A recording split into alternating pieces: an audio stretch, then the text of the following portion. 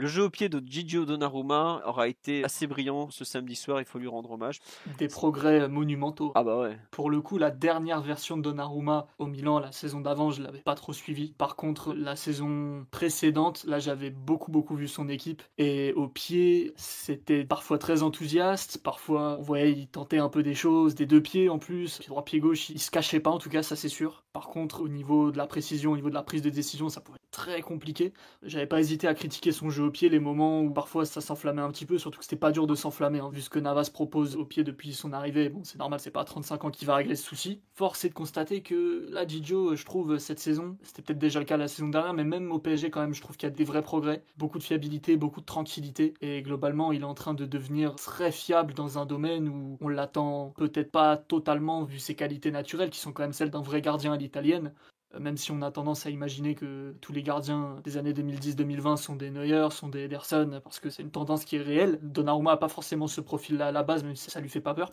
Là, il est en train quand même de franchir un cap. C'est un truc où quand il a signé, on disait qu'il sera pas forcément meilleur que Navas, et pour le coup, ça devient aujourd'hui un vrai argument en sa faveur. Ah, je suis pas forcément d'accord vu qu'on en parlait déjà au moment de la signature, en prenant l'argument qu'il jouait dans des équipes, notamment l'équipe d'Italie. Globalement, tous les matchs, il doit relancer que t'as pas de numéro 9 pour balancer devant et c'est un peu la philosophie de l'équipe. Est-ce que tu te rappelles de sa demi-finale contre l'Espagne? Ah non, mais après ça c'était autre chose. Si tu te rappelles le match de l'Espagne, l'Espagne était en individuel quasiment partout. C'est pas pour ça que t'es obligé d'arroser les tribunes, quoi.